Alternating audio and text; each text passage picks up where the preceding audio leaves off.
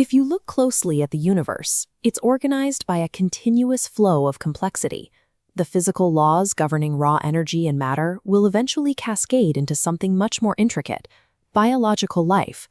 But biology has a hard limit.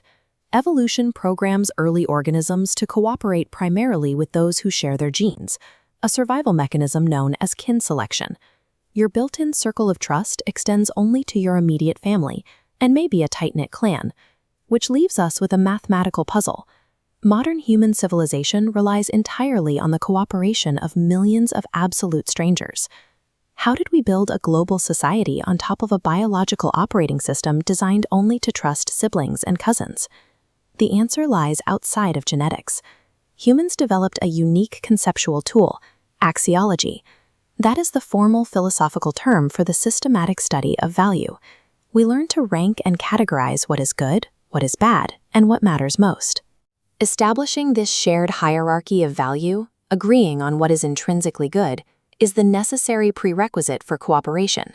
It provides the only way to build a reliable network of trust that doesn't rely on shared DNA.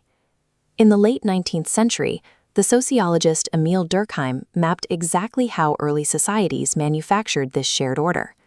He observed that all societies conceptually divide reality into two mutually exclusive domains. There is the profane, which includes the mundane, everyday aspects of life, and there is the sacred, objects, ideas, or rules that the community sets apart and treats with absolute reverence. Communities bring this division to life through shared rituals. By participating in structured ceremonies around sacred things, individuals experience what Durkheim called collective effervescence, an intense emotional energy that forges a binding collective conscience. Yet, this sociological technology has a major limitation. It manufactures deep loyalty for those inside the ritual, while simultaneously building a wall against outsiders. It is inherently tribal. If human interaction is going to scale up to the level of complex global trade, this localized stream of trust has to breach those tribal boundaries. To understand how we break out of that local tribal loop, we turn to moral philosophy and the work of Peter Singer. This animated diagram illustrates what Singer calls the expanding circle. While our biological instincts anchor us to this small center of kin, our capacity for reason forces us to logically extend our moral concern outward. Reason asks us why suffering matters for our immediate family, but not for strangers, eventually pushing the boundary out to encompass the whole of humanity.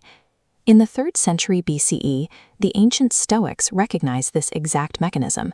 They called it logos, the divine spark of universal reason present within every single human being. Because we all share this rational faculty, reason acts as a filter. It allows us to look at highly localized codes of conduct and abstract them into universal ethical principles that apply equally to anyone, anywhere. Logic is the evolutionary bridge. It takes isolated pockets of tribal loyalty and scales them into a theoretical network of global trust. A theoretical network requires practical engineering. To actually interact with thousands of strangers across the globe, society requires operational, widely understood rules of the road. One of the most ubiquitous tools we developed is the Golden Rule. It operates on a straightforward mechanism of empathy and reciprocity. Treat others the way you want to be treated. It uses your own self-interest as a baseline metric for interacting with strangers. This matrix compares that approach with a different framework developed during the Enlightenment. While the Golden Rule relies on variable human emotion, Immanuel Kant's categorical imperative is rooted entirely in unconditional logic. Kant argued that a rule is only moral if you can rationally mandate that everyone on earth follow it, all the time, out of pure duty. Whether driven by empathy or by strict logic, both frameworks execute the exact same function. They provide a shared metric of judgment that keeps human interactions stable across massive cultural divides. This takes us directly out of the realm of abstract philosophy and onto the bustling trading floor. We move from ethical theory to the physical mechanics of global commerce. Years before he wrote about free markets, Adam Smith published a psychological theory detailing how we actually apply these universal rules in practice. He called it the impartial spectator. Smith argued that as we participate in society, we internalize an imaginary, unbiased observer. We absorb the overarching moral hierarchy and install it into our own minds, resulting in a system where people constantly evaluate and police their own behavior, even when nobody else is in the room. Constructing a massive, interconnected economic system is impossible without this internal self-regulation. Trying to monitor and enforce billions of daily transactions entirely from the outside would be mathematically and logistically impossible. This reality is captured by the work of Nobel laureate Douglas North. He demonstrated that while formal legal contracts get all the attention, it is the informal institutions, the unspoken ethical agreements and shared moral codes that actually govern human behavior. Take a look at this chart mapping the relationship between trust and friction.